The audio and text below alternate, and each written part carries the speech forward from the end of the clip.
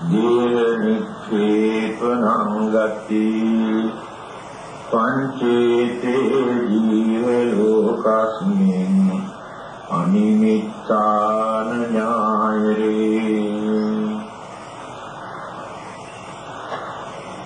Dear devotees, and just now I uttered one of the sayings of the Buddha. Before I explain the meaning of this saying, I would like to express my sincere thanks for having invited me to come and participate in this memorial service that you conduct to honor and to transfer the merits to late Mr. Dhammananda.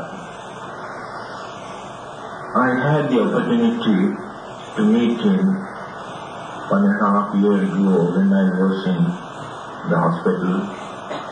He visited me and I visited him.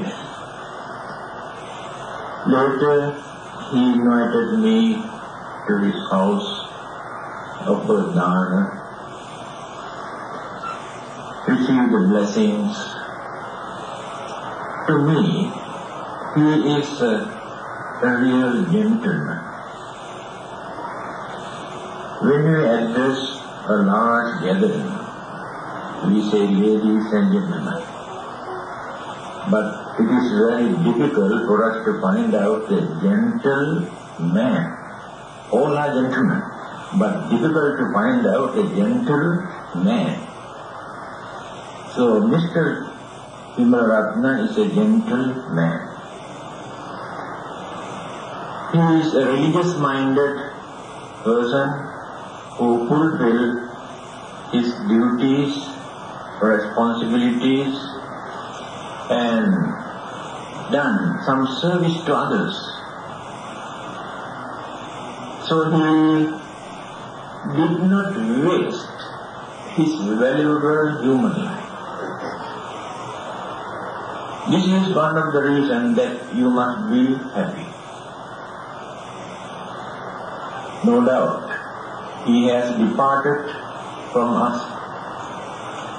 He is no more here in this world.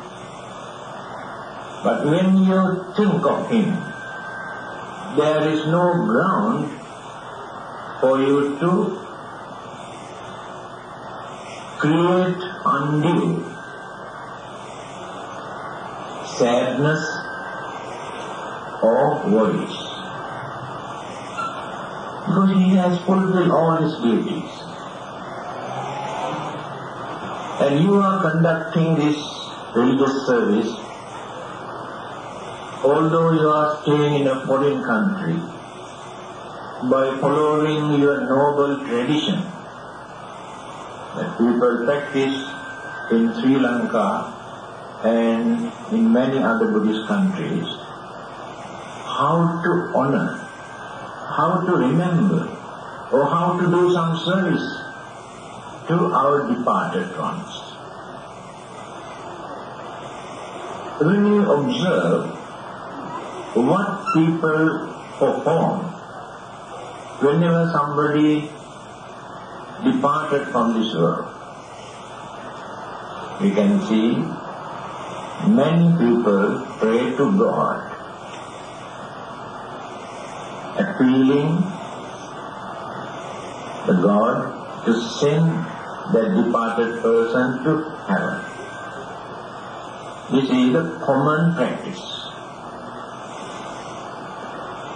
Long ago, there was another method.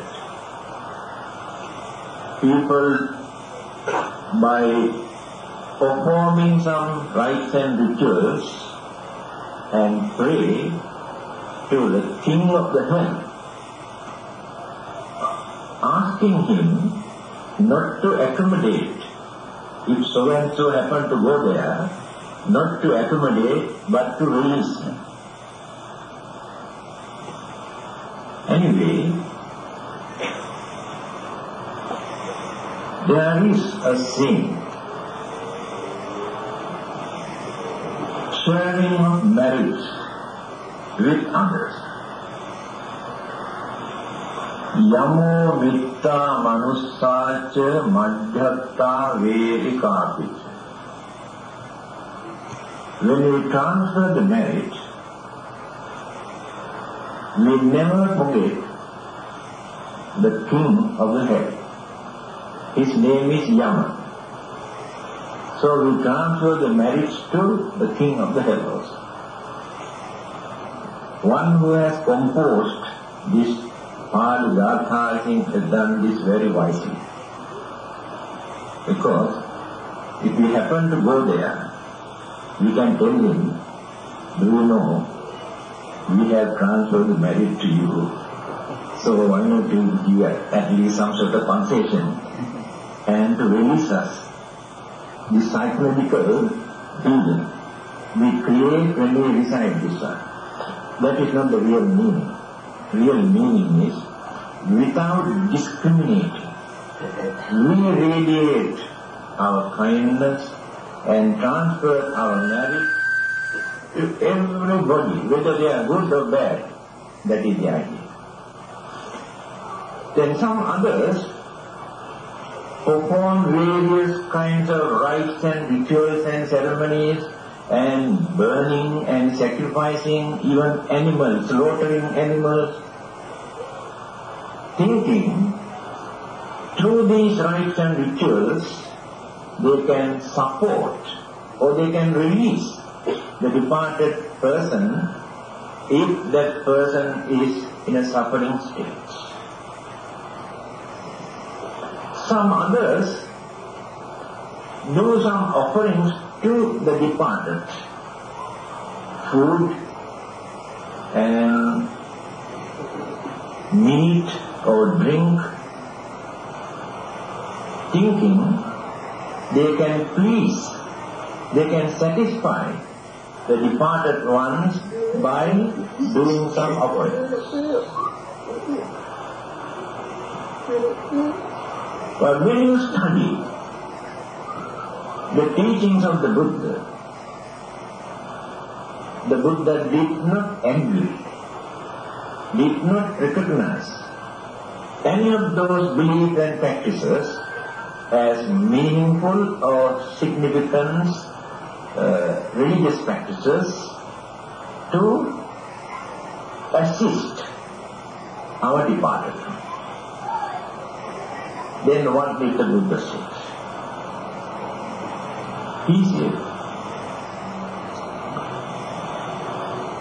whenever somebody departs from this world, we do not know where he or she is. There is no way for us to understand. We create our imaginations. Some people do not believe that there will be another life hereafter, after our death. They think this is the first and the last. Some others, although they cannot understand, as their traditions, they believe. Hindus, Buddhists, and some others. But other religionists do not believe there is something such as rebirth or reincarnation or transmigration. They use different terms and words. To them, either heaven or hell. There is nothing in between. Then some others argue. Scholars, philosophers, great thinkers. Due to our ignorance or misunderstanding, we make mistake. Is it justifiable for a God or a creator to send us to eternal hell to suffer forever just because of the certain mistake that we have done? Why not He give another chance? One lifetime is not enough for a person to be perfect. Therefore, it is not justifiable or reasonable, therefore they don't believe it. Buddhism says, whenever somebody dies, that person's existence or rebirth take place again, whether people believe or not. Belief is not enough. Things never take place in this world according to our belief. Belief depends on imagination. You can say, I don't believe in rebirth. If rebirth is natural, can you stop that rebirth just because you don't believe? You cannot stop it. On the other hand, assume that there is no rebirth, and you say there is, because of your belief or imagination or as your traditional belief. If there is no rebirth, can you create that rebirth just because you believe? Birth is natural. Old age is natural. Sicknesses are natural. Death is natural, not necessary to believe. If anything happens after our death, that happening also natural. But religion can tell us how to handle, how to make use of this life, how to prepare for the next existence. Otherwise, religion cannot create rebirth. The Buddha or God cannot create rebirth. The Buddha can tell us how rebirth takes place and how to prepare if we don't like to suffer again.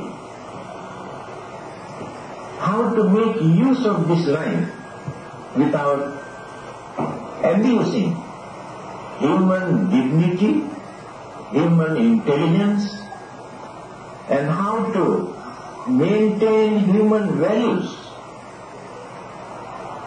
and how to use human intelligence. Then we know what to do with this life. Otherwise, we do not know what to do with this life. Just create our own imaginations and believe. Now let us take the sayings of the Buddha just now I mentioned.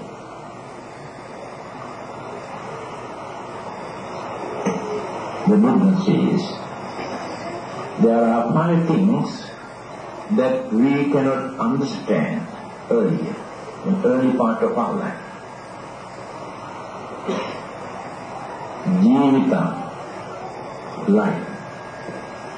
Vyadi, sickness. Kala, the time of our death.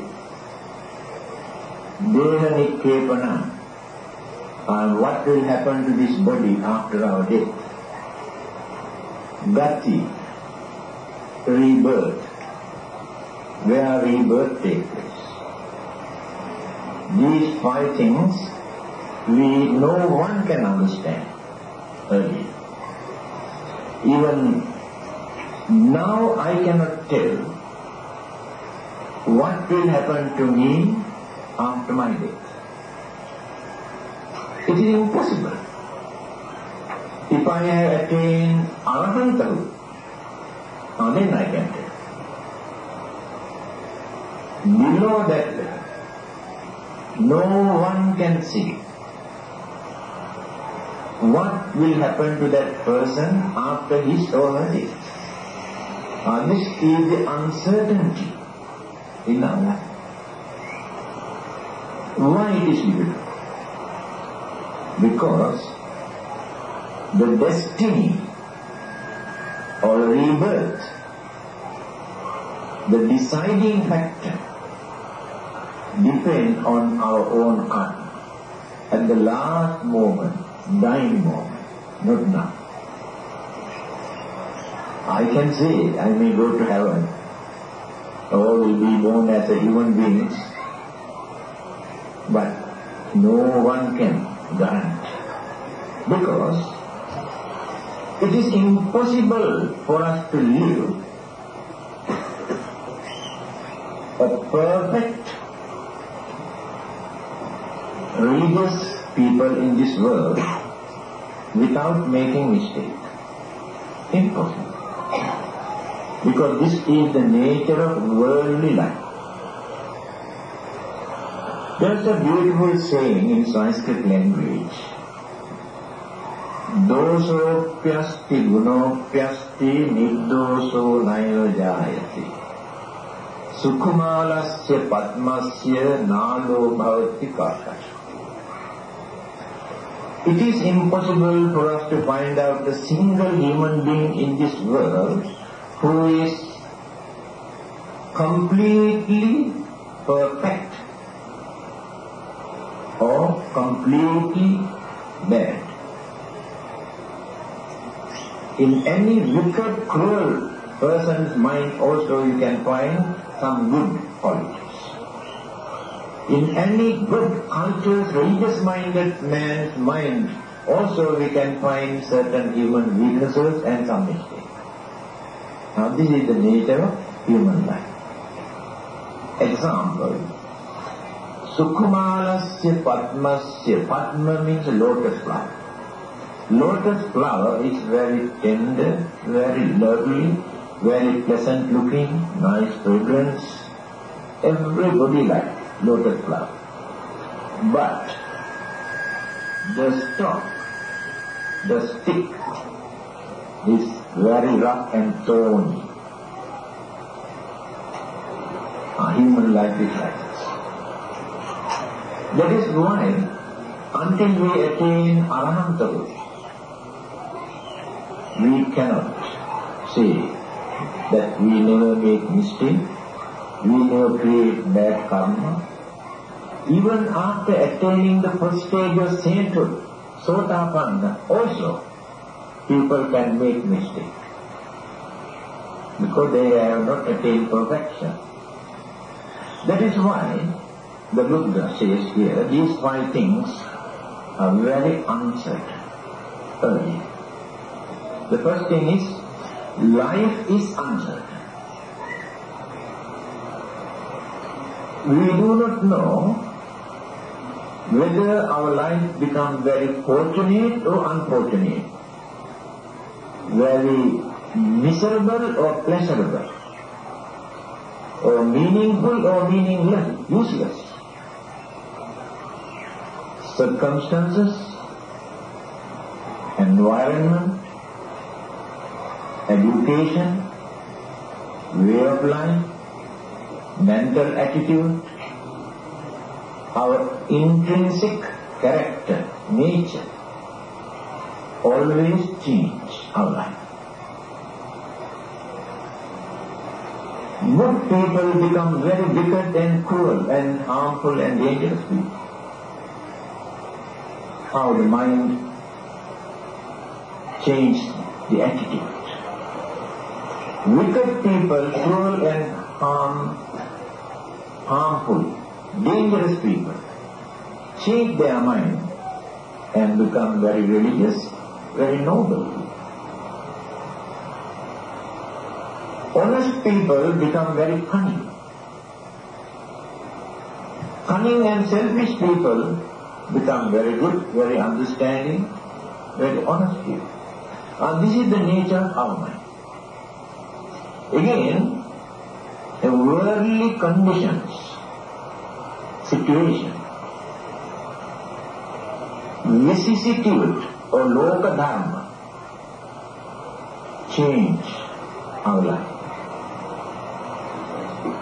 Temptation change our way of life. Irritation change our way of life. Craving and attachment change our way of life. Therefore, earlier, it is impossible for us to say that my life will be like this. Today, we promise or we determine not to do certain things by knowing they are wrong. After a few days' time, we think, never mind. This is the nature of the mind. Again, we determine to do certain things by knowing they are very important. Later, we neglect them, we forget them. This is the uncertainty of our human life, human mind. Very unreliable. I cannot trust my own mind. Then how can I trust others' mind? By knowing these things are wrong, these things are bad and wicked and immoral, I do it. I commit it. The weakness of our mind. Now, can you find out a single human being in this world today? I understand there are about 5,000 millions human beings on this earth. Can you find out a single human being who is 100% honest? Sometimes they are honest, but not 100%. Honesty is not there. Sincerity or honesty. Then, the nature of human mind we can understand. Why it is difficult for us to be religious.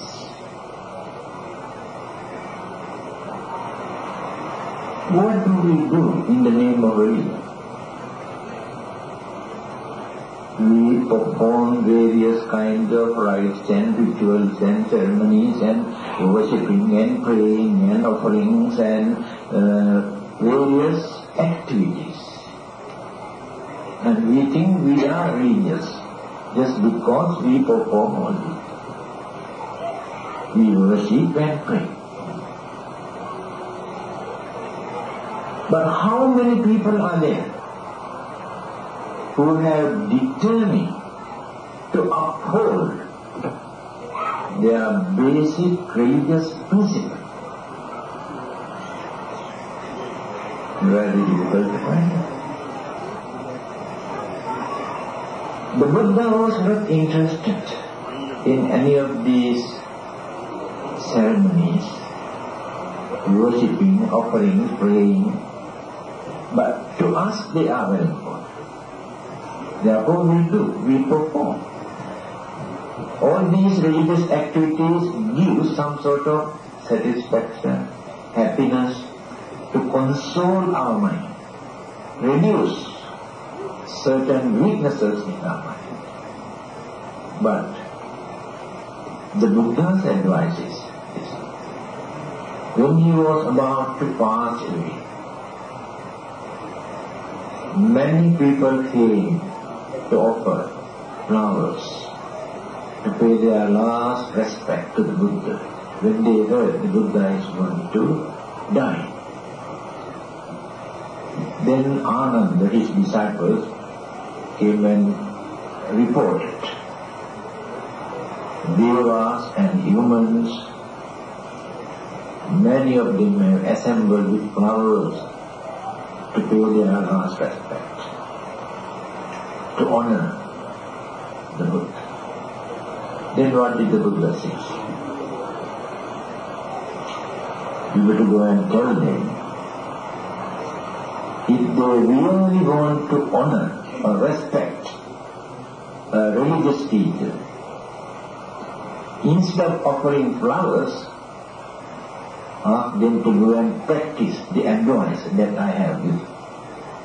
That is the highest way, correct way to respect a religious teacher. Now this is the Buddha. He did not want his followers to come and worship and pray. He did not expect that. And if we come to know that we follow his advice, then he will feel very happy. So, our way of life in this world is very, very uncertain. Worldly situations, worldly conditions are uncertain. Changes can take place at any moment. Everybody is in fear. We experience some sort of insecurity feeling because of the uncertainty. Worries and fears and miseries and disturbances completely disturb our mind. That is why the Buddha says life is uncertain. We cannot say earlier, our life will become like this later. But we have to learn this early. To face when changes take place without worrying, without grumbling, without disturbing, without creating troubles and problems, we must know how to face them. Then we have learned something from the Buddha. To maintain our way of life without disturbing others because of the uncertain situation. Next one is Vyadi. Earlier we cannot say what kind of sicknesses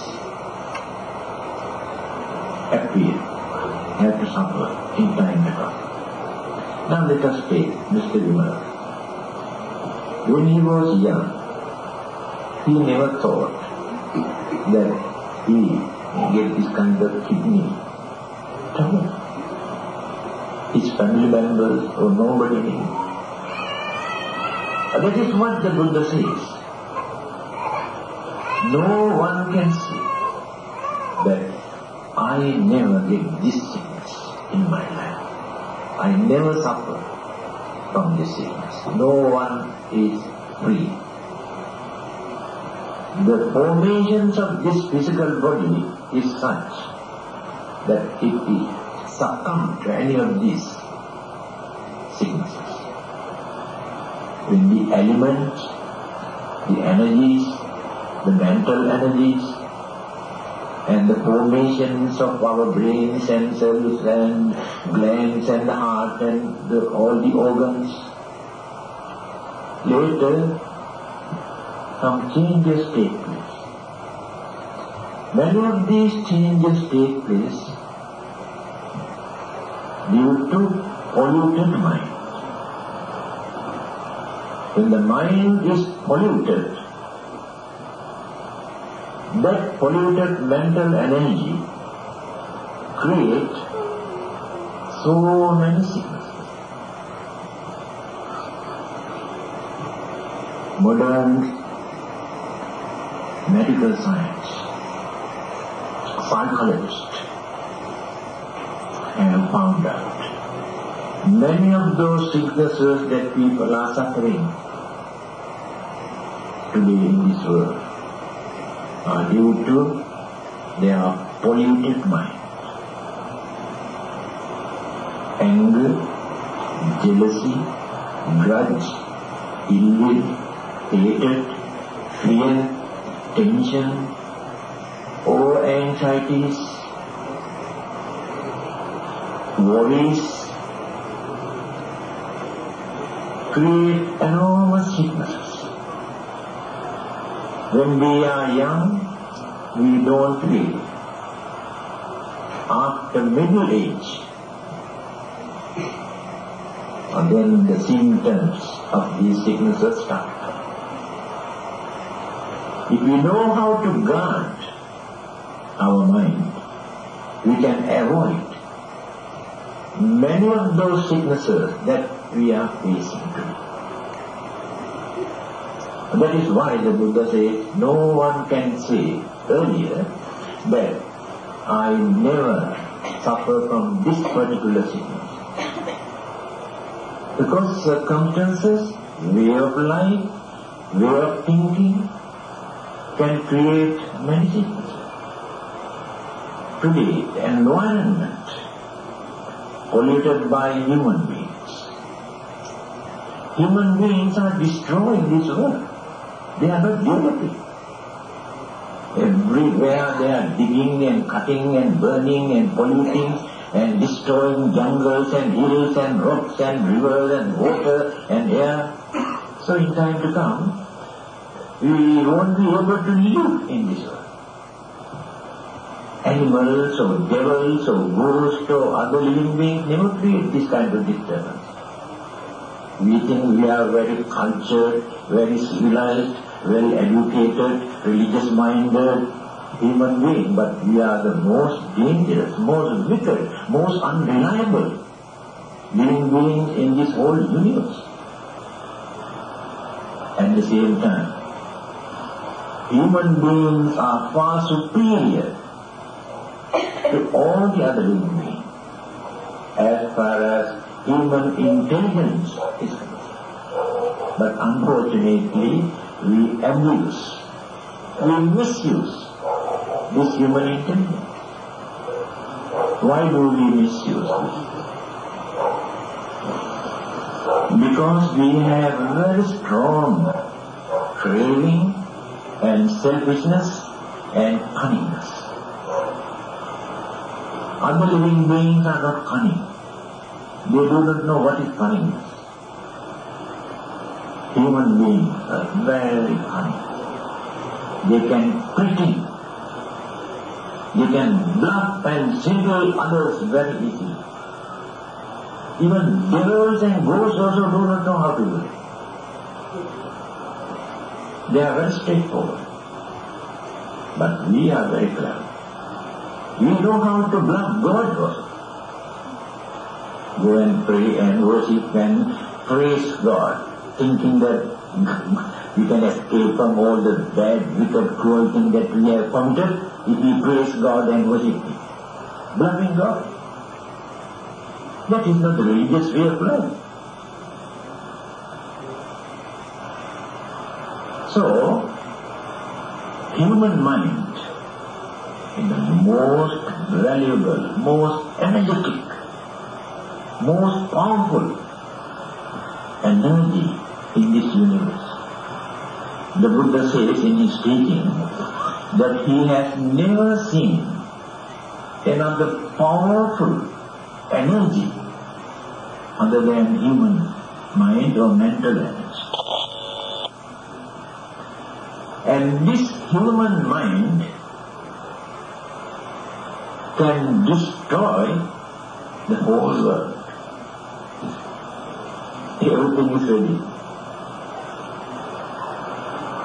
By using this human mind to destroy this world.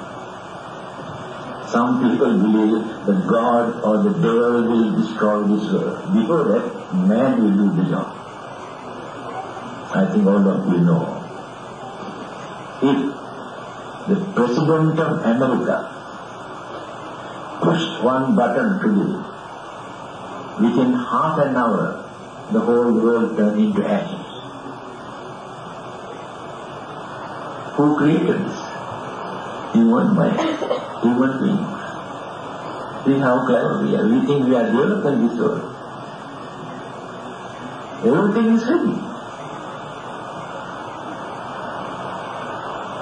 See the way how that we can misuse this mental energy for destructive purpose. By thinking that they can use this for constructive purpose. But in the end, what happened? The other way around. Produce nuclear weapons to destroy the whole world.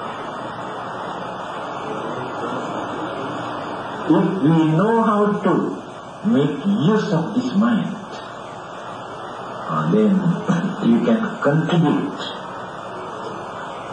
for each and every living being to live peacefully, without fear, without worries, without disturbance.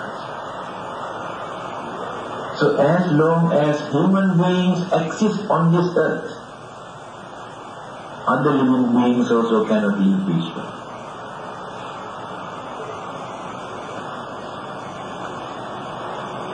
This moon existed, do you know how many millions or billions of years, without any disturbances from others. But few years ago, these cunning human beings landed on the moon, polluted the moon, like there was no gold, no diamond or any valuable thing. If they found any valuable things like diamonds or gold, then they declare war and bloodbath in the moon. Human beings. And this is the way how they use this human mind. The Buddha taught us how to use this human mind. But we cannot understand. We create our own belief and imagination. So the mind is responsible for all these good and bad things that exist in this world. Dhammananda, the first stanza of the book. Mano Pubbangama Dhamma. Mind is responsible for all these good and bad things in this world. So don't blame God or devils or anybody. Human mind is responsible. If human mind is well guarded, protected, disciplined and trained properly, then no troubles, no problems, no worries, no disturbances. So sicknesses created by the mind, but earlier we cannot see what sort of sicknesses that we have to suffer the later part of our life. But if we know how to guard our mind, we can avoid many of those sicknesses. But external elements, external energies or cosmic energies can create sicknesses. We cannot avoid it. Then the third one is time. When we are going to die. Of course, astrologers, when they cast the horoscope, they predict. They have written my horoscope. 3 astrologers have written full lifetime. 3, all of them have written that they don't want to write anything beyond 71. That means I must die at the age of 71, according to their calculation and astrology. But now I am 73. That is one of the things they say. It is impossible for anyone to tell earlier than when we are going to die. It depends on, this is very interesting.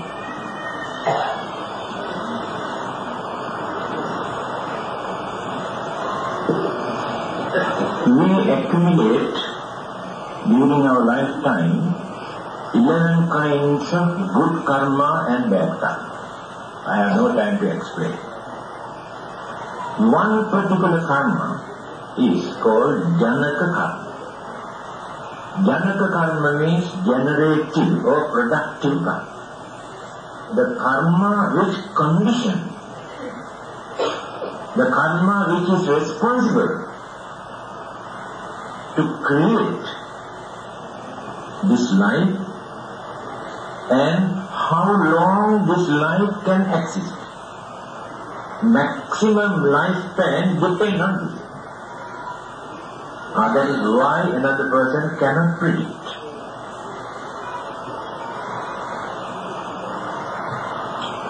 Now we light this candle. As long as wax and wicks remain there, you can see the flame, light. So the life or the mental energy is just like wicks. Karmic energy just like wax. When there is no more wax or no more oil in the oil lamp, the flame disappears. So the Janaka karma, productive karma or generative karma is just like wax. When it is faded away, the flame also disappears. But although the flame, that the wax and the wicks both remained, but the flame suddenly disappeared when the wind blows. Now that means that another karma come and interrupt. 11 kind of karma, this is second one. Although we have some good karma to survive, another obstructive karma or destructive karma come and interrupt. Disappear. Now this is the answer to it. So karma is responsible. When we can understand this, the nature of karma, what we have accumulated during our lifetime, we can understand clearly. Why some people die when they are very young? Why some babies die in the mother's womb? Why immediately after birth? Why some people live up to 100 years? Of course, some people say, when someone dies when the baby, it's a very small baby, they say God loves babies. Therefore that baby had to die early. But the poor father and mother and all the others are crying.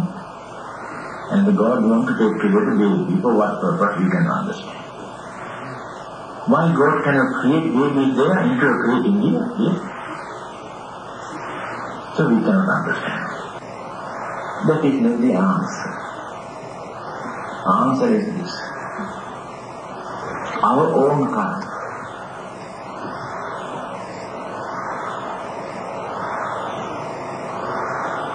My karma is responsible for my life. Others are not responsible. Parents are not responsible. The Buddha is not responsible. I am responsible. Right? Then, why I had to die when I was a small baby?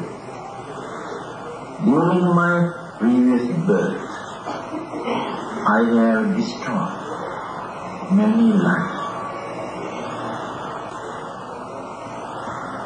Condition my life for me to live only for a short period.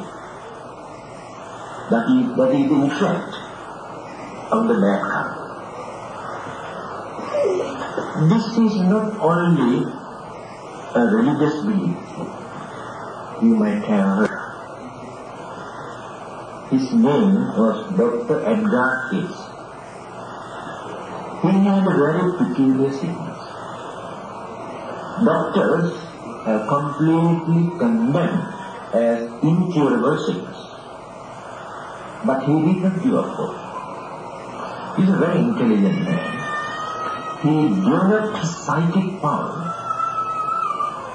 in such a way, not any religion or God. It's pure psychological approach.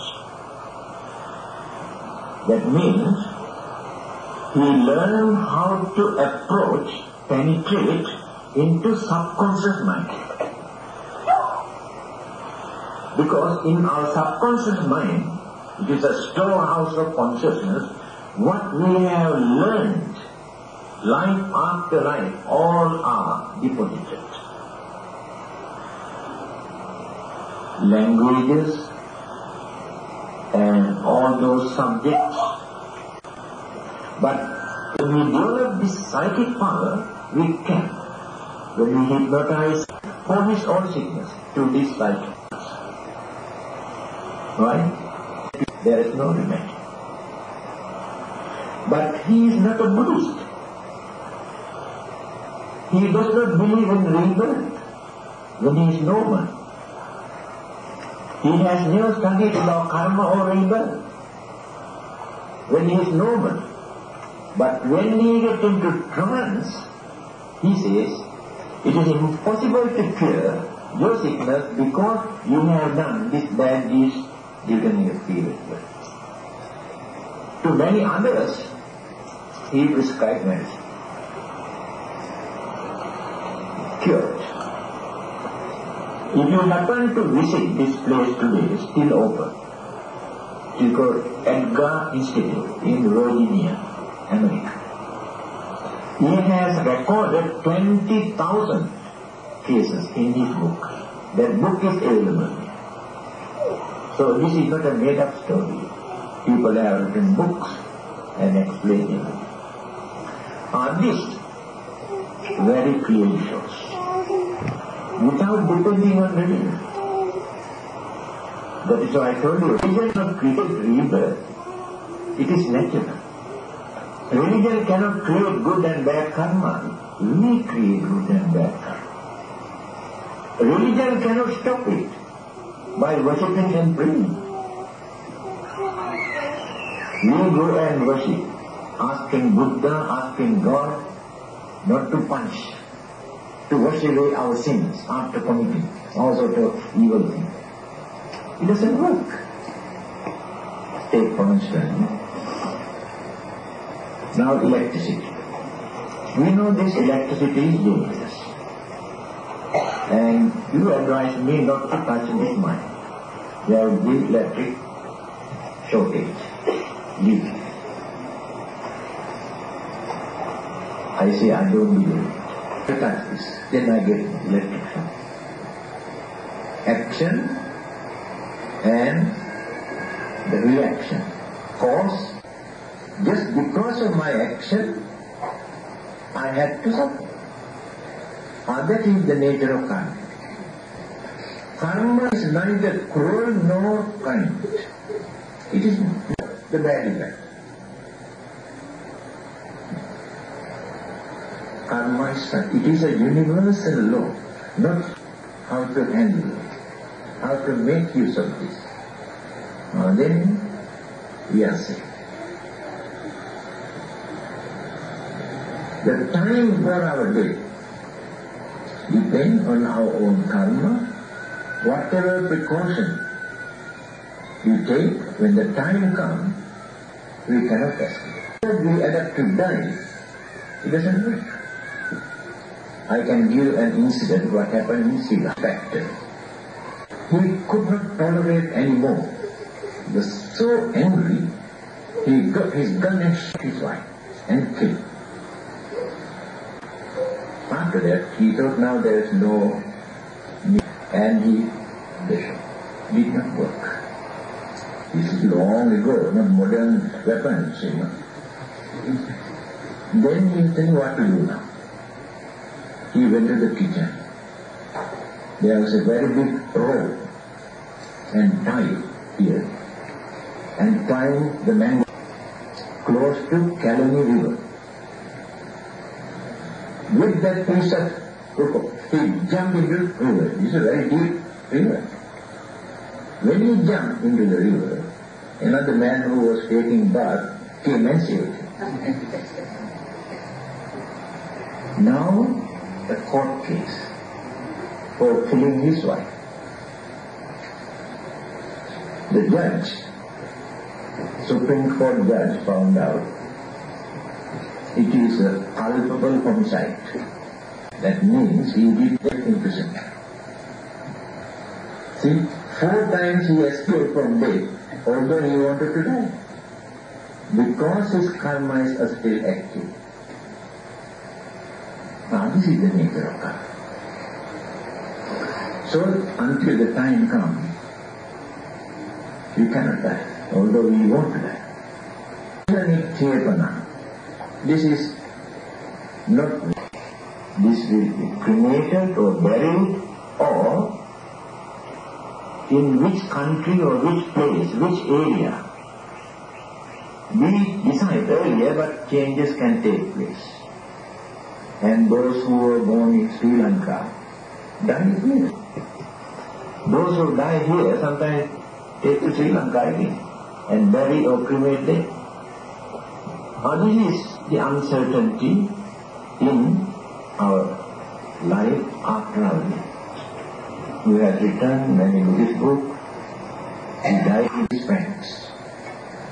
I also received one copy. He says, he has written this letter in this way. Reverend Sir, I think you will be very happy to know that I died today. Then he has given 2 reasons. First reason, as an old man, 85 years old, who has been suffering from very severe, very painful sickness, so after my death, that suffering is no more. That is the first reason why you should be happy. I am free from that pain. Second reason, ever since to becoming a Buddhist, because he wasn't a born Buddhist, I tried my best not to violate or not to break any of those 5 precepts. I tried to uphold these 5 precepts without breaking. If there is another life hereafter, I believe that life cannot become miserable. I have that confidence. That is the second reason why you should be happy. That means he developed confidence because he knew he did not violate these religious principles. So, with confidence and hopes and confidence, he had the opportunity to die. But many others cannot do that. When the death comes, they worry, they cry, they create all sorts of disappointment, frustrations, and confusion. We have to prepare our life in such a way, when the death comes, without worry, without fear, without tension, to face. It is natural. People think that death is painful. Actually, death is not painful. Anyway, I am not telling through my experience. I have seen People always invite us to go and perform last rite before their death. I have seen on many occasions when we were doing some chanting. I remember one particular case, a Chinese lady in Kuala Lumpur. When I entered into her room, very old lady, she paid respect and she was listening to my chanting like this. I was watching very carefully because they told me, doctors told me at any moment she may pass away. I was watching. Then, when I was reciting Ratana Sutta, the halfway, then suddenly, finished. No suffering, no struggling, no nothing. Therefore, death is not painful. But we create fear early. We think how to die. And that is the wrong life. We have money, we have property, we have husband, we have wife, we have children, we have to enjoy our life. When they think all these things are, then they are scared of. They don't like that. Otherwise, death is not miserable. Those who have attained arahanthood, sainthood, they are waiting to welcome. Because this body is a real nuisance, real burdens to them. They are waiting to get rid of this dustbin, this rubbish. In our case, we have so much attachment, craving for this. Therefore, we don't like to die. After all, death is not the end of the life. Just renew your passport. Then why do you worry about it? Our own karma condition produce another life. And that life can become more meaningful, more pleasurable, more useful life if we use this life without abusing this. Then there is no reason for us to worry about it. That is why I told you, Mr. Dhammananda is a gentleman who really has done everything to prepare for his next life. This is another important point here. There are many other living beings who enjoy their life better than human beings. Devas, Brahmas, and many others, they enjoy their life. Even then, human beings are better than them. Why? Although they enjoy their life by spending all the good merits they have accrued when they were human beings, they do not know what will happen to them after their deaths. Not only that. During their lifetime, they have not done any good karma to prepare for the next life. We human beings are very fortunate. Animals and some others, they suffer, they also enjoy, but they do not know anything about their life. They do not know how to prepare for their next life. That is why we regard them as unfortunate beings. Human beings are very fortunate. While spending all the merits what we have accrued during our previous birth, while enjoying our life, again we accumulate more and more good karma for the next life. Others cannot do it. Again, we have a mind to think, to understand things better than others. Let us see what is happening in this world. How many millions or billions of human beings are dying, starving, without food. What about us? Actually, we have more than enough. The way how we throw away food after eating. In certain countries, we have seen after eating whatever remains we put into dustbin. Hundreds of children come and dig this dustbin to eat all the rubbish because nothing goes in to eat.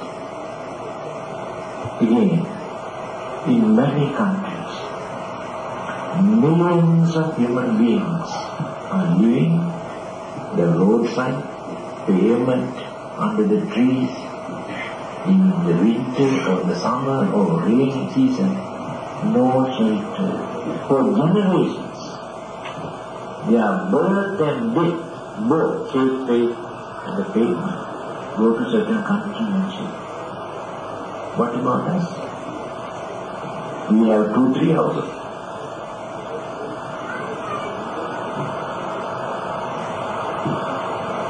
In certain countries, people cannot find out a piece of cloth about this much to cover their nakedness.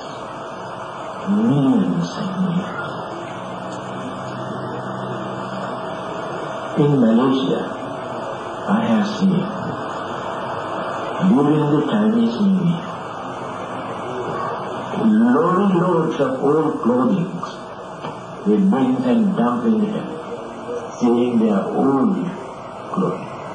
Actually, they are not old, out of fashion. They don't know to use, they throw it. So what we do, we send all these things to certain other countries where people cannot find. To them, they are like gold, valuable.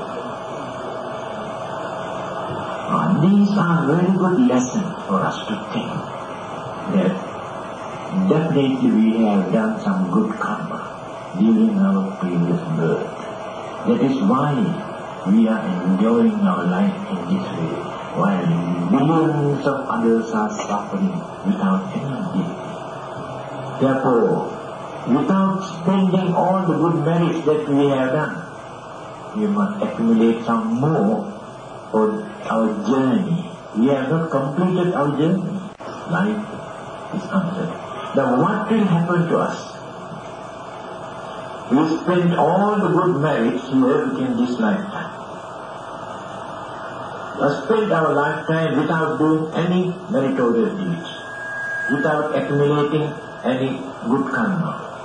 Then what will happen to us in the next life? Again life becomes miserable. This is the uncertainty of existence. So how long can you carry on like this? Again and again, we have to do meritorious deed for our expenses. Otherwise we won't get it. So, hereafter, our destiny or rebirth is uncertain, but we can gain some confidence if we know how to accumulate some good karma and how to avoid bad karma. That is the advice given by the Buddha, this anavajya sukha, the happiness that we experience at the last moment, before our death. We can die with happiness if we consider our way of life, that how we live without harming, without disturbing, without destroying, without blocking others. We have lived a respectable life. That is the most remarkable happiness. That happiness we can experience while we are living here, and we can die peacefully without worry, without fear, with cheerfulness, with smiling face. We can die. Because we know after our death our life never becomes miserable. Then we started another life, very peaceful, very happy, very prosperous, then continue. But this continuity is uncertain, because we can change our mind again and again. Within this lifetime we are very religious minded, but there is no guarantee in the next life again we become religious. These are the 5 things that the Buddha has mentioned for us for the next life. Punyanche puruso kaira, kaira te tam punah punah. Here the same song. Whenever there is any opportunity, must do some meritorious deed, punya, thing. Because meritorious deeds or things are important for our expenses as long as we exist in this samsara, but not to attain nirvana. By doing things you cannot attain nirvana. You can enjoy worldly life. You can live your life without suffering. Any shortcoming, you get good food and clothing and shelter and medicine, all your requisites, you can enjoy your life. But this thing cannot pave the way for you to attain nirvana. Then, what have you to do to attain nirvana? While enjoying by spending all your things, all your money, you have to cultivate your mind. You have to purify your mind. You have to train your mind. You have to avoid all the bad deeds. Then this kind of karma, kusala karma, this is called kusala karma. Kusala karma paves the way, life after life, for you to cultivate your religious or your noble way of life. This is another thing. This is before I conclude my talk.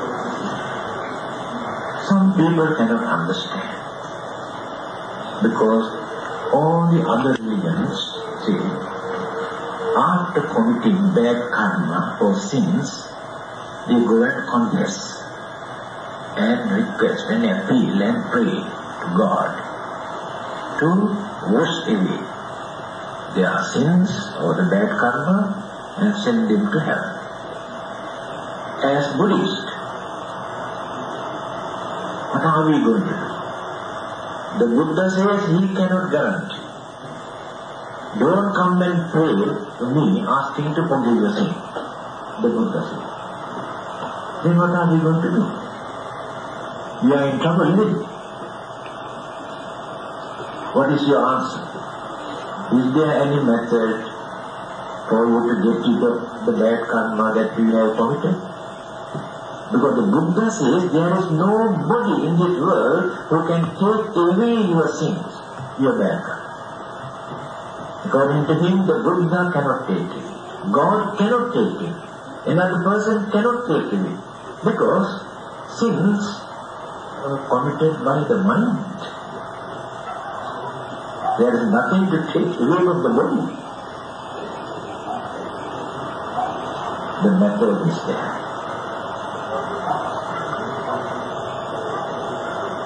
Yoke pubbhe pamadditta pachchasona pamadditi soimang lokang pabhaseti abhamitto chandima. Here the same thing. Due to our ignorance or misunderstanding, we may commit certain bad karma. It is natural. I told you, no one can live without making mistake, creating bad karma. Because we are not saints. then what are we going to do? So one day we realize, we come to know that we have done so many bad deeds, bad karmas. Then do not know what to do now. The advice is this. From that day onward, you have to create this determination not to repeat, not to commit such bad deeds again. That is the first. Right? Then the second step is this. Try to do as much as possible meritorious deeds. What is meritorious? Do some service to others. By helping, supporting, assisting, giving moral support, that is something to release their suffering. Meritorious deed. And contribute something for religious activities and to release others' suffering, or to enlighten others, to educate others, maintain good health. All these are meritorious deeds. Do as much as possible meritorious deeds. Second step. Third step. Reduce your cruelty, your anger, your jealousy, your grudge, your ill will and selfishness from your mind. Then the mind also becomes pure. After that, you can overcome the bad effect of the bad karma that you have committed. Right. Now the bad karmas have no chance to catch you. But you cannot wipe out completely. They remain in the routine list. When there are no more good karma, then the bad karma cannot catch you. And you also can act wisely. Life after life, you are also doing more and more good karma by leading a religious life. So one day, you can attain nirvana, bad karma have no chance to catch you. That means, if there is anybody who can forgive your sin, you are the only one who can do that. In other words, it cannot do. This is the method taught by them. I think now the time is 9:43. I started by 20 actually. So better to stop now. So by performing this religious service in memory of the late Mr. Dhammananda, by listening to this sermon, you created good karma. Not only that, you maintain some sort of purity in your mind by paying attention without allowing any evil thoughts, bad thoughts to come and disturb your mind. If not, you go on thinking something else about your business, and if not about your enemy, if not all sort of jealousy and ill will and enmity and grudge and all sort of things. Now, for nearly 1.5 hours, nearly 2 hours, you could manage to guard your mind without allowing any evil thoughts to come and disturb the mind. Purity. It's a meritorious thing. Highest meritorious thing. So the merits that we accrue by performing, by attending this religious service, we are going to transfer to Mr. Dhammananda. Now this is another big problem. How are we going to transfer this man? Traditionally we practice this, because this is our tradition, Buddhist tradition. But we do not know how to transfer and how to receive. Do you know how to do that?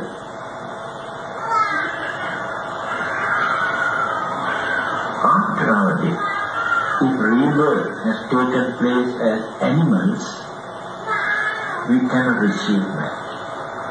We cannot release them. after our death, if rebirth has taken place in hell, hell means the most dangerous suffering, we cannot release them by transferring minds. Because their karma is very grave, they cannot get rid of it. Cannot receive this merit. Again, those who were born as Devas and Brahma do not depend on our merit. They have enough, more than enough karma to enjoy their life, they just ignore. But we invite them to share the merit. I think they will be very happy. Devas will be very happy when we invite them to share. It is like this. We invite a very rich man to come and have a dinner with you. At the same time, you invite a very poor man, hungry man, to come and have food with you. Both come and enjoy your food. So, the Devas are just like rich men, but they share the happiness. Then,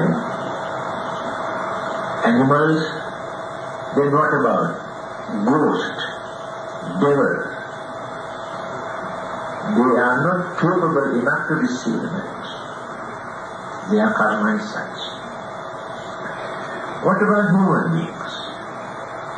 Can we transfer the merit to someone who is born as a human being?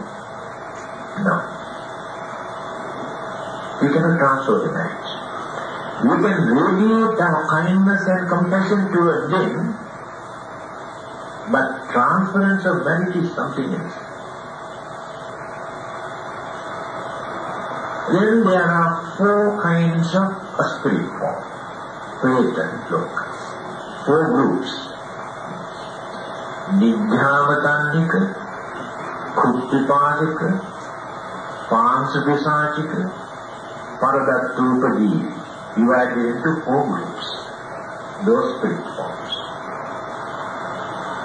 How rebirth takes place according to their own karma. One group suffer throughout their life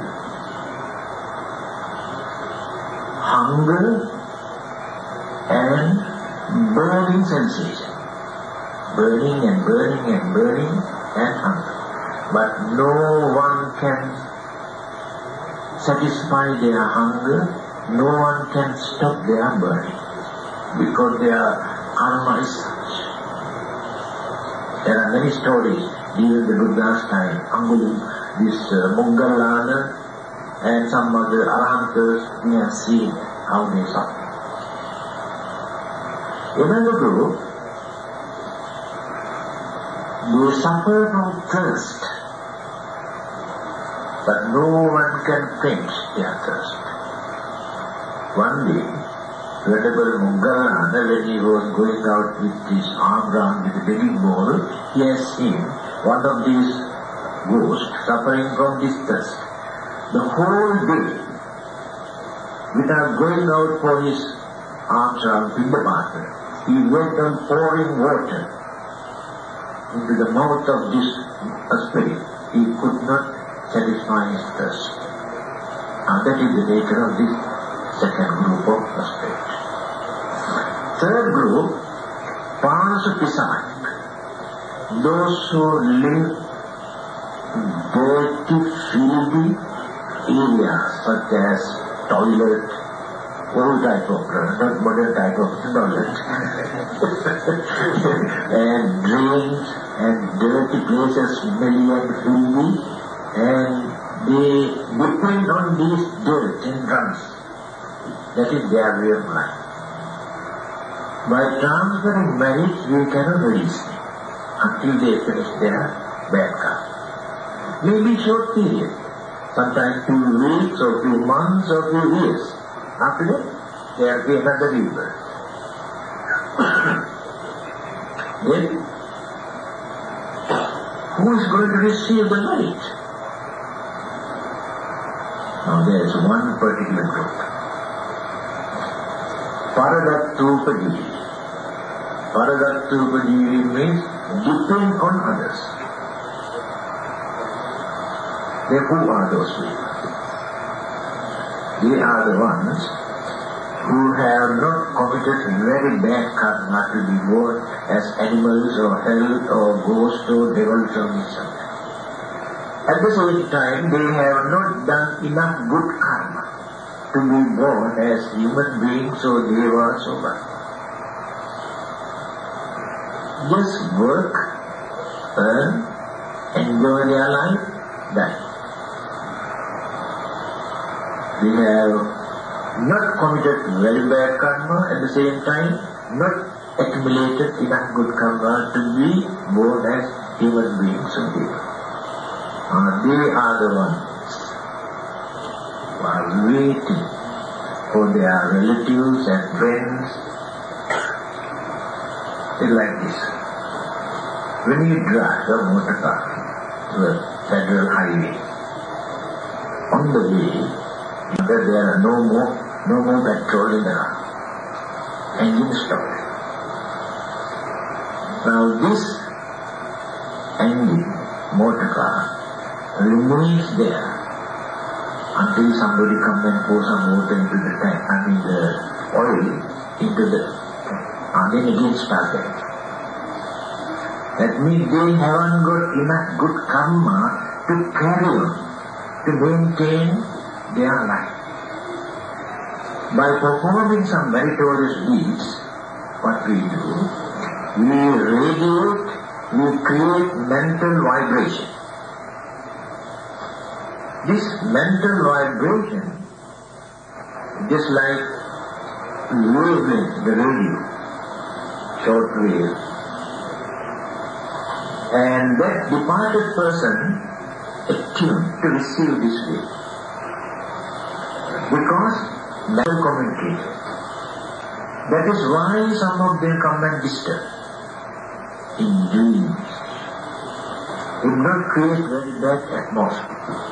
When they suffer, their suffering becomes a curse to their family members. Then in dreams they come and disturb or appear. Although we separated physically, our mental communication is still working.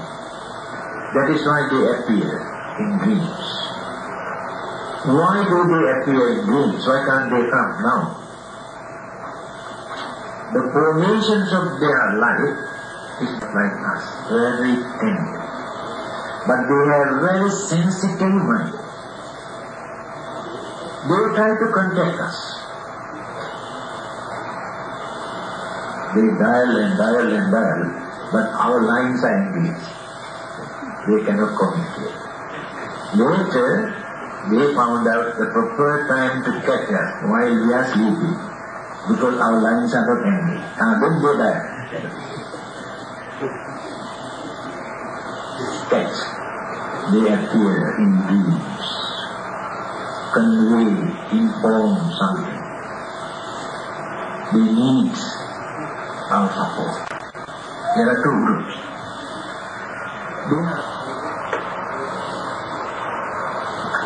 Death is painful. Actually, death is not painful. Anyway, I am not telling you my experience. I have seen